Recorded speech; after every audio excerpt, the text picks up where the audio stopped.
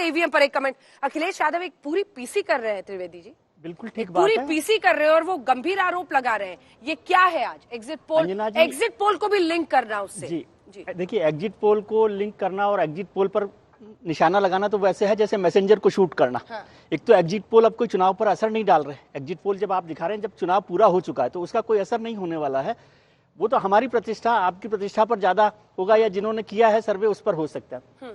EVM को लेकर मुझे बताइए, इस देश में 28-29 राज्य, 30 राज्य हैं, वहां पर चुनाव हो रहे हैं। उसमें 10 से 12 राज्यों में नॉन बीजेपी गवर्नमेंट है। अभी पश्चिम बंगाल में वहां पर जीती है ममता बनर्जी। दिल्ली जैसी जगह जहां पर केंद्र सरकार है, वहां पर अखिलेश यादव इतने बड़े, ये अरविंद केजरीवाल बड़े बहुमत से जीते। राजस्थान, छत्तीसगढ़, तेलंगाना, आंध्र प्रदेश, तमिलनाडु, केरला, तो यहाँ कहीं पर भी वो ईवीएम खराब नहीं हुई। तो ईवीएम का कोई आइसोलेटेड केस हो सकता है कि कहीं पर कुछ खराब हो, जैसे संजय जी ने जिक्र किया कि मशीन होती है तो कुछ हो सकती है, या कहीं पर कुछ गड़बड़ हुई है तो वो हो सकता है। पूरा इलेक्शन प्रभावित हो जाए, इस तरह की 10-12 करोड़ वोटर को आप प्रभाव डाल सकते हैं उस पर। प्रभु जी आपका टेक इस पर, ईवीएम पर अखिलेश यादव ने जो गंभीर आरोप लगाए हैं और नतीजे और तमाम दिग्गजों की बात जो हमने बताई है, प्रभु जी। मैं कई सालों से चुनाव देख रहा हूँ, कोई नई बात तो इसमें है नहीं कि जो भी हार रहा है या जीत रहा है, मैं उसकी बात में नहीं जानना चाहता कि जब भी रिजल्ट आना शुरू हो जाता है ना कोई बातें शुरू हो जाती दोनों तरफ से। अब बीजेपी के लोग जब वोट बैठे हैं यहाँ, इन्होंने भी कई बार ईवीएम के ऊपर सवाल उठाए हैं, तो ये कोई नई बात नहीं है। चुनाव से पहले और चुनाव के रिजल्ट के आने से पहले ये बहाने बनते रहते हैं। रिजल्ट तो 10 तारीख को आ ही जाएंगे, पता लग जाएगा कितना है। कुछ लगेंगे कि ईवीएम की वजह से आ रहेगा। लाखों ईवीएम मशीनें यूज होती हैं। पॉपुलर जब मैंडेट होता है उसके अंदर 200-400 मशीन कर लेंगे आप, 2-4 हज़ार वोटों को कर लेंगे। जब कांटे की टक्कर होती है वहां पर तो ईवीएम को यूज करके आप कुछ मैनिपुलेट 2-4 कंस्टिट्यूएंसी पे कर सकते हैं, परंतु मैसिव लेवल पे ईवीएम को मैनिपुलेट करना शायद इम्पॉसिबल है। ये एक पॉलिटिकल चुटकेबाजी है, करते रहते हैं, उसको सीरियसली नहीं लेना चाहिए। उसके लिए डिबेट भी करने का मतलब ये है कि आप उस चीज को बढ़ावा दे रहे हैं, क्वेश्चन उठा रहे हैं। डेमोक्रेसी के अंदर ईवीएम की मशीनों को भी क्वेश्चन किया जा सकता है। ये सब इसलिए ईवीएम के ऊपर मेरे को लगता नहीं है कि बहुत बड़ी धांधलीबाजी हो सकती है।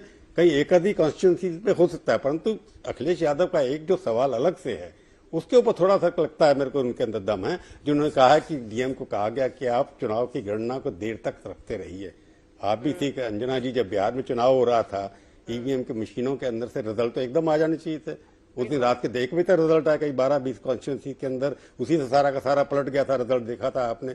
तो चुनाव लेट करना, गिनती को लेट करना, क्योंकि जब एक बार मशीनें खुल गई उसके बाद डीएम के पास पूरी पावर होती है कि कितने वोट साइन करके दे देता है वो, कि फलाना व्यक्ति जीत गया, उसको आप कोर्ट पे जाकर के चैलेंज कर सकते हैं। उससे पहले चैलेंज नहीं हो सकता। उसको देखना है कि हम लोगों को सोचना ये है कि आजकल ईवीएम के मुकाबले में जब बटन दबता है तो एक बार काउंटिंग आ जाती है। 24 घंटे चुनाव गिनती करने में क्यों लगते हैं? उसके कारण क्या है? पॉलिटिकल कारण है, एडमिनिस्ट्रेटिव कारण है, टेक्निकल कॉलेज हैं। बिहार के अंदर 24 कॉन्स्टिट्यूंसी की काउंटिंग जो है 6 बजे से लेकर के 10 बजे तक रात को हमको पता नहीं था कौन जीत रहा कौन हार रहा है। तो वो चीजें सजेस्ट करने वाली भी हैं कि उस दिन क्या होता है। कि अखिलेश जी जो बोल रहे हैं क्या वहां डिले होता है नहीं होता है, उससे क्या रिजल्ट जो कांटे का होने वाला है जैसे बिहार में हुआ है उससे परिवर्तन होता है, तब सीखेंगे हम उसको। मेरे को लगता है ईवीएम बदल सकते हैं, ये सब कर सकते हैं, उसमें कोई दम नहीं है।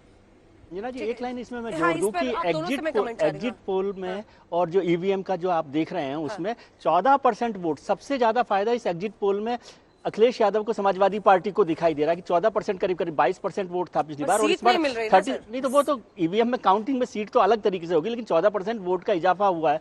और ईवीएम यदि खराब है तो फिर अखिलेश यादव को आप क्यों आगे दिखा रहे हैं? क्यों शिवपाल यादव को आगे दिखा रहे हैं आप? वहां पर ईवीएम खराब नहीं कर सकते थे? प्रभु जी कमेंट करना चाहते हैं के बारे में, एक वोटिंग परसेंट के बारे में बोलना चाहूंगा। एक कहना चाहता हूँ कि वोटिंग परसेंट के बारे में मेरा अपना एक सोचने का तरीका है, क्योंकि 34%, 36% वोट मिल रहे हैं उनको, जो पिछली बार शायद 22% थे, 14% की बढ़ोतरी हुई है। तो उसमें सिर्फ यही सवाल है कि हम जातियों का जो मर्जी देख लें, और बीजेपी की 46% वोट हुए हैं, 5 उसके अंदर इतना पिछली बार शायद 41% थे या 42% थे, मेरे को याद नहीं है। तो मेरे को ये लगता ये है कि चौथी मार्जिन ऑफ विक्ट्री इतना ज्यादा था बीजेपी का, उसको पूरा कर पाना इन लोगों के लिए मुश्किल हो रहा है। जाति इधर से उधर गई हैं। जब तक जीतने के लिए 325 सीट अगर आप दे रहे हैं, जब जातियों के वोट उनको नहीं देंगे वो जीत नहीं सकते। तो मार्जिनल ये हो कि मार्जिन विक्ट्री इतना ज्यादा था बीजेपी का कई कॉन्स्टिट्यूंसी में 200 के करीब कॉन्स्टिट्यूंसी है, उस मार्जिन को फिलअप करना अखिलेश के लिए बहुत मुश्किल लग रहा है। एग्जिट पोल जो बता रहा है, अब रिजल्ट क्या आते हैं दूसरी बात है।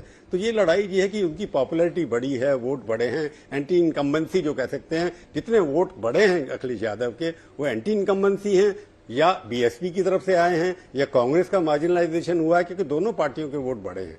जो नंबर 2 होने वाली है उसके भी बढ़े हैं, जो नंबर 1 है उसके भी बढ़े हैं।